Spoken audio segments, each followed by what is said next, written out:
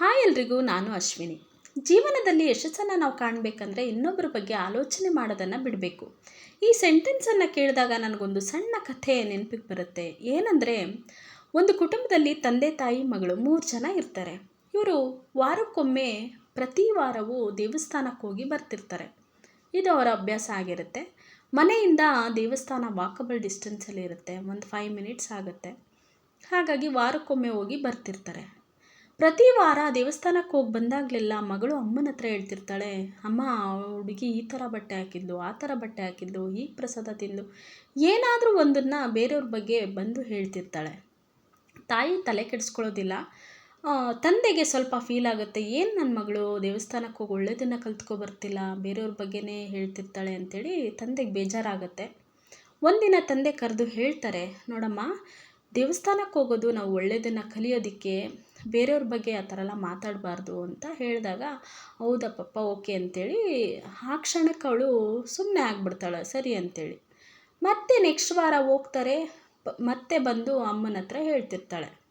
ತಂದೆಗೆ ತುಂಬ ಬೇಜಾರಾಗುತ್ತೆ, ಏನು ನನ್ನ ಮಗಳು ಬುದ್ಧಿ ಹೇಳಿದ್ರು ಸಹ ಇದೇ ಥರ ಜೀವನದಲ್ಲಿ ಅಳವಡಿಸ್ಕೊತಿದ್ದಾಳೆ, ಬೇರೆಯವ್ರ ಬಗ್ಗೆನೇ ಮಾತಾಡ್ತಿದ್ದಾಳಲ್ಲ ಅಂಥೇಳಿ ತಂದೆಗೆ ಬೇಜಾರಾಗುತ್ತೆ. ಆಗ ಮಗಳೇನು ಮಾಡ್ತಾಳೆ, ನೆಕ್ಸ್ಟ್ ಡೇ ಬಂದು, ಅಪ್ಪ ನಾಳೆ ನನ್ನ ಬರ್ತ್ಡೇ ಇದೆ, ನನಗೇನು ಕೊಡಿಸ್ತೀರಾ ಅಂತ ಕೇಳ್ತಾಳೆ. ಆಗ ತಂದೆ, ನಿನಗೇನು ಬೇಕು ಮಗಳೇ ಕೇಳು, ಕೊಡಿಸ್ತೀನಿ ಅಂತ ಹೇಳ್ತಾರೆ. ನನಗೆ ಸ್ಕೂಟಿ ಬೇಕು, ಕೊಡಿಸ್ತೀರಾ ಅಂತ ಕೇಳ್ತಾಳೆ. ಓಕೆ ಮಗಳೇ, ಕೊಡಿಸ್ತೀನಿ, ಆದರೆ ನನ್ನದೊಂದು ಬೇಡಿಕೆ ಇದೆ, ಅದನ್ನು ಈಡೇರಿಸ್ತೀಯಾ ಅಂತ ಹೇಳ್ತಾರೆ. ಹೇಳಿ ಪಪ್ಪ, ಏನು, ನಾನು ಮಾಡ್ತೀನಿ ಅಂತ ಹೇಳ್ತಾಳೆ. ಆಗ ತಂದೆ ಹೇಳ್ತಾರೆ, ನಾಳೆ ದೇವಸ್ಥಾನಕ್ಕೆ ನಾವು ಯಾರೂ ಬರೋದಿಲ್ಲ, ನೀನು ಒಬ್ಬಳೇ ಹೋಗಿ ಬರಬೇಕು ಅಂತಾರೆ. ಆಯಿತು ಪಪ್ಪ ಅಂತಾಳೆ.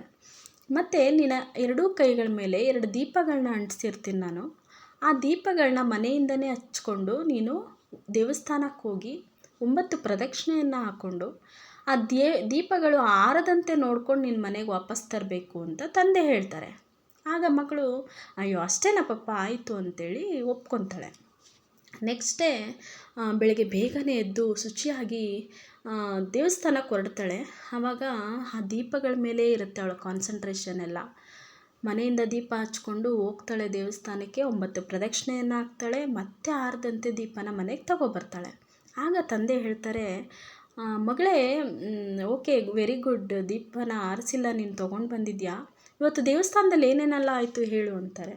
ಅಯ್ಯೋ ಪಪ್ಪ, ನಾನು ಯಾವ ಕಡೆನೂ ನೋಡಿಲ್ಲ, ದೀಪವನ್ನೇ ನೋಡ್ತಾ ಇದ್ದೆ ನಾನು, ಎಲ್ಲಿ ಹಾರಿಬಿಡುತ್ತೋ, ಮತ್ತು ನನ್ನ ತಂದೆ ಎಲ್ಲಿ ನನಗೆ ಸ್ಕೂಟಿ ಕೊಡಿಸಲು ಅಂಥೇಳಿ ಇದೇ ಕಡೆ ನನಗೆ ಗಮನ ಇತ್ತು ಅಂತ ಹೇಳ್ತಾಳೆ. ಹೌದಲ್ವಾ ಮಗಳೇ ಅಂದ್ಬಿಟ್ಟು ಬಾ ಅಂಥೇಳಿ ಹೋಗಿ ಕರ್ಕೊಂಡೋಗಿ ಸ್ಕೂಟಿ ಕೊಡಿಸ್ತಾರೆ. ಆವಾಗ ಹೇಳ್ತಾರೆ ತಂದೆ, ನೋಡು ಮಗಳೇ, ನಾವು ಬೇರೆಯವ್ರ ಬಗ್ಗೆ ಜೀವನದಲ್ಲಿ ಯಾವಾಗಲೂ ಆಲೋಚನೆ ಮಾಡಬಾರ್ದು, ಬೇರೆಯವ್ರ ಕಡೆ ಗಮನ ಕೊಡಬಾರ್ದು.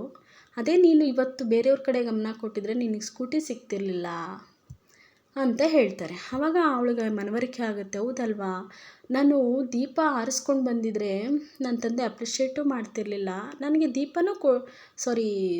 ಸ್ಕೂಟಿನೂ ಕೊಡಿಸ್ತಿರ್ಲಿಲ್ಲ. ಹಾಗಾಗಿ ಅವಳಿಗೆ ಮನವರಿಕೆ ಆಗುತ್ತೆ, ಮತ್ತು ಅವಳು ಒಳ್ಳೆಯದನ್ನು ಅವತ್ತಿಂದ ಅಳವಡಿಸ್ಕೊತಾಳೆ. ಹೀಗೆ ಜೀವನದಲ್ಲಿ ಬೇರೆಯವರ ಕಡೆ ಗಮನವನ್ನು ನಾವು ಹರಿಸ್ದೆ ನಮ್ಮ ಜೀವನದ ಬಗ್ಗೆ ನಾವು ಆಲೋಚನೆಯನ್ನು ಮಾಡಿದ್ರೆ ಯಶಸ್ಸನ್ನು ಕಾಣ್ಬೋದು ಅಲ್ವಾ. ಮುಂದಿನ ವಿಡಿಯೋದಲ್ಲಿ ಸಿಗೋಣ. Thank you.